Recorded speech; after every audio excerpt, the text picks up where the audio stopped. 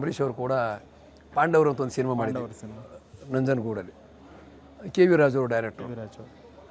ಅವ್ರು ಮಡ್ರಾಸಲ್ಲಿ ಇರ್ಬೇಕಾದ್ರೆ ಅವರು ಇದು ಹುಲಿಯ ಮಾಡಿದ್ನಲ್ಲ, ಅವರೇ ಈ ಪಾತ್ರ ಬೇರೆದಾರ ಕೈಲಿ ಮಾಡ್ತಾರೆ, ಚೆನ್ನಾಗಿ ಮಾಡ್ತಾರೆ ಅಂತ ಮಾಡ್ಕೊಂಡು ಹೋದ ತಕ್ಷಣ ಅವರು ಅಂಬರೀಷ್ ಅವರು ತುಂಬ ಕ್ಲೋಸು.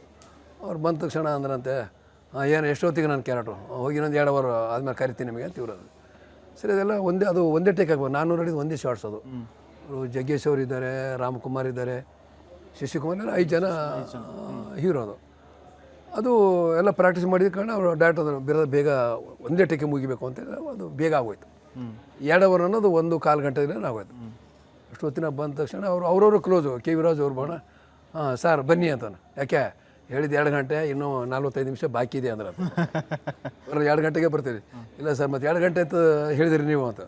ಇಲ್ಲ ಅದು ಬಿರಾದಾರ ಸೀನ್ ಇತ್ತು, ರೈತಂದು ಸ್ವಲ್ಪ ಲೇಟ್ ಆಗ್ಬೋದು ಅಂತ ಆ ಒಂದು ಆಧಾರ ಮೇಲೆ ಹೇಳಿದೆ. ಬೇಗ ಮುಗಿಯಿತು. ಬೇರಾದಾರ ನನ್ನ ಮಗ ಅವನು ಒಳ್ಳೆ ಕಲಾವಿದ ಅಂದ್ರಂತೆ. ಸಾಕು ಸರ್, ನಮ್ಗೆ ನಿಜ ನಿಜ ಸರ್. ಒಬ್ಬರು ದಿಗ್ಗಜರ ಬಾಯಲ್ಲಿ ಒಬ್ಬ ನಾನೇ ಅಂತಲ್ಲ, ಯಾವ ಕಲೆ ಹೇಳಿದ್ರೆ ಒಂದು ಖುಷಿ ಅಲ್ವಾ ಸರ್ ಅದು? ನಿಜ, ಖಂಡಿತ ಖುಷಿ. ನೀವು ಅಂಬರೀಷ್ ಅವರು ವಿಷ್ಣುವರ್ಧನ್ ಅವರ ಹೆಸರು ಹೇಳಬೇಕಾದ್ರೆ ನನಗೆ ವಿಷ್ಣುವರ್ಧನ್ ಅವರಿಗೆ ಇತ್ತೀಚೆಗೆ ಕರ್ನಾಟಕ ರತ್ನ ಪ್ರಶಸ್ತಿ ಘೋಷಣೆ ಆಗುತ್ತೆ ಸರ್ಕಾರದಿಂದ. ಘೋಷಣೆ ಆಗಿ ಹತ್ತತ್ರ 1 ವರ್ಷ ಬಂತು, ಇನ್ನೂ ಕೂಡ ಪ್ರದಾನ ಆಗಿಲ್ಲ ಪ್ರಶಸ್ತಿ. ಯಾಕಂತ ಹೇಳಿದ್ರೆ ಕುಟುಂಬಸ್ಥರು ಕೂಡ ಕೇಳ್ತಾ ಇದ್ದಾರೆ, ಅಭಿಮಾನಿಗಳು ಕೂಡ ಮನವಿ ಮಾಡ್ತಿದ್ದಾರೆ. ಸರ್ಕಾರ ಯಾಕೋ ಪ್ರಶಸ್ತಿ ಪ್ರದಾನಕ್ಕೆ ಮೀನಾಮೇಷ ಎಣಿಸ್ತದೆ, ಇವತ್ತು ನಾಳೆ ಎನ್ನುವಂಥದ್ದು. ನಿಜಕ್ಕೂ ಬೇಸರ ಅಲ್ವಾ ಸರ್?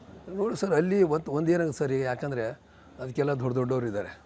ಯಾಕೆ ದೊಡ್ಡದು ಯಾಕೆ ಅದು ಏನು ಅಂತ, ಯಾಕಂದ್ರೆ ಅದ್ರ ಬಗ್ಗೆ ನಾವು ಇದು ಮಾಡೋಕ್ಕಾಗಲ್ಲ ಸರ್. ಯಾಕಂದರೆ ಅದು ಯಾಕೆ ಏನು ಅಂತ ನಮ್ಗೆ ಗೊತ್ತಿಲ್ಲ. ಅದು ಅಭಿಮಾನಿಗಳ ಆಸೆ, ಬೇಗ ಕೊಡಲಿ ಪ್ರಶಸ್ತಿ, ನಾನು ಪ್ರದಾನ ಮಾಡಲಿ ಅನ್ನುವಂಥದ್ದು ಮಾಡ್ಬೇಕು ಸರ್. ಯಾಕಂದರೆ ಒಬ್ಬ ಕಲಾವಿದನಿಗೆ ಸಾಕಷ್ಟು ಕೊಡುಗೆ ಕೊಟ್ಟಿದ್ದಾರೆ ಅವರು, ವಿಷ್ಣು ಸರ್ ಸಾಕಷ್ಟು ಕೊಡುಗೆ ಕೊಟ್ಟಿದ್ದಾರೆ ಅವರು.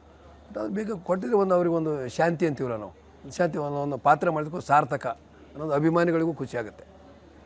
ಸರ್ಕಾರ ಬೇಗ ಕೊಟ್ಟರೆ ಒಳ್ಳೆಯದು ಸರ್. ಅದು ನಿಮ್ಮಂಥ 600 ಸಿನಿಮಾಗಳಲ್ಲಿ ನಟಿಸಿರ್ತಕ್ಕಂಥ ನಿಮ್ಮಂಥ ಕಲಾವಿದರು ಬರುವಂಥ ಯುವ ಪ್ರತಿಭೆಗಳಿಗೆ, ಯುವ ಕಲಾವಿದರಿಗೆ ಏನು ಹೇಳ್ತೀರಾ ಸರ್? ಇಲ್ಲ ಸರ್, ಈಗ ಬರೋ ಕಲಾವಿದರು ಏನಂದರೆ ಪ್ರತಿಯೊಬ್ಬರು ಅಭಿನಯ ತರಬೇತಿ ನಾಟಕ ಕಂಪನಿಯಲ್ಲಿ ಕೆಲಸ ಮಾಡಿ ಇಲ್ಲಿ ಬರ್ಬೇಕು ಸರ್. ಸುಮ್ಮನೆ ದಿಢೀರ್ನೇ ಬಂದರೆ ಇಲ್ಲಿ ಕೆಲಸ ಮಾಡೋಕ್ಕಾಗಲ್ಲ. ಡೈರೆಕ್ಟ್ ಏನು ಹೇಳ್ತಾರೆ ಅದು ಗೊತ್ತಾಗಲ್ಲ. ಪ್ರತಿಯೊಂದು ಹೇಳ್ತೀನಿ ಸರ್, ನಮಗೆ ಹಣ ಸಂಪತ್ತು ಸಿಗುತ್ತೆ, ಬೇಕಾ ಸಿಗುತ್ತೆ, ಇದು ಕಲೆ ಸಂಪತ್ತು ಸಿಗಲ್ಲ ಸರ್. ಯಾಕೆ ಅಂತ ಅದಕ್ಕೆ ಉತ್ತರ ಇಲ್ಲ. ಈಗ ಎಷ್ಟೋ ಜನ ನಾವು ನಾಯಕ ನಟರಾಗಬೇಕಂತ ಬಂದವರು ಆಗಲಿಲ್ಲ. ಎಷ್ಟೋ ಜನ ದುಡ್ಡು ಹಾಕಿದ್ರು, ಮತ್ತೊಬ್ಬರು ಏನು ಆಗಲಿಲ್ಲ. ಈಗ ನೋಡಿ ಸರ್, ನಾವೆಲ್ಲ ಏನಂದರೆ ನಮ್ಮದು ಬೀದರು 800 ಕಿಲೋಮೀಟರ್ ಇಲ್ಲಿ ಬಂದೀವಿ. ದೇವ್ರು ಹ್ಯಾಂಗಿರೋ ಜಾಗ ಕೊಟ್ಟನೋ ನಾವು ಹ್ಯಾಂಗೆ ಉಳಿದೋ ನಮಗೆ ಗೊತ್ತಿಲ್ಲ. ನಿಜ ನಿಜ. ನಾವು ಅಂತೀವಲ್ಲ ಸರ್, ಹೇಳ್ತಾರೆ ಎಲ್ಲ ಕಲಾದೇವಿ ಎಲ್ಲರಿಗೂ ಕೈ ಬೀಸಿ ಕರೆಯಲ್ಲ, ಕೆಲವೊಬ್ಬರಿಗೆ ಮಾತ್ರ ಆಯ್ಕೆ. ಯಾಕೆ ಅಂತ ಗೊತ್ತಿಲ್ಲ. ಇದು ಭಕ್ತಿ ಬೇಕಿದ್ರಲ್ಲಿ ಕಲಿಯೋ ಸರ್, ಭಕ್ತಿ ಬೇಕು. ನಾನು ಇದರಲ್ಲೇ ಜೀವನ ಮಾಡಬೇಕು, ನಾನು ಇದರಲ್ಲೇ ಇರ್ತೀನಿ ಅಂತ ನಿರ್ಧಾರ ಮಾಡಿದಾಗ ಮಾತ್ರ ಏನೋ ಒಂದು ದಾರಿ ಸಿಗುತ್ತೆ. ನಿಜ ನಿಜ. ಎಲ್ಲೊಂದು ಬಂದು ಸುಮ್ಮನೆ ಒಂದು ಸಿನಿಮಾ ಮಾಡಿದೆ ಮತ್ತೊಂದು ಇಲ್ಲ, ಪರಿಪೂರ್ಣ ಭಕ್ತಿ ಬೇಕು ಸರ್. ಇಲ್ಲಿ ನಾನು ಇಲ್ಲೇ ಈಗ ನೋಡಿ ಸರ್, ನಾವಿದ್ದೀವಿ ಈಗ, ನನಗೆ 75 ವಯಸ್ಸಿಗೆ ಸರ್. ಈಗ ನನಗೆ 75 ವಯಸ್ಸು. ನನಗೆ ಈ ದೇಹದಲ್ಲಿ ಉಸಿರಿರುವವರೆಗೂ ನಾವು ಇಲ್ಲೇ ಜೀವನ ಮಾಡ್ತೀನಿ. ನಾವು ನಿಜ. ಇದು ಬಿಟ್ಟು ನಮ್ಗೆ ಗೊತ್ತಿಲ್ಲ ಕಲೆಯ ಜೀವನ. ಕಲೆ ನೋಡಿ ಸರ್, ನಾನು ಫಸ್ಟು ರಂಗಭೂಮಿಯಲ್ಲಿ ಕೆಲಸ ಮಾಡಿದೆ, ಅದನ್ನು ಬಿಟ್ಟು ಏಕಪಾತ್ರ ಅಭಿನಯ ಮಾಡಿದೆ, ಆಮೇಲೆ ರಸಮಂಜರಿ ಮಾಡಿದೆ, ಆಮೇಲೆ ಆರ್ಕೆಸ್ಟ್ರಾ ಮಾಡಿದೆ, ಆಮೇಲೆ ಗುರುರಾಜ್ ಹೊಸಕೋಟೆ ಜಾನಪದದಲ್ಲಿ ಕೆಲಸ ಮಾಡಿದೆ, ಆಮೇಲೆ ಧಾರಾವಾಹಿ ಮಾಡಿದೆ, ಆಮೇಲೆ ಸಿನಿಮಾ ಮಾಡಿದೆ.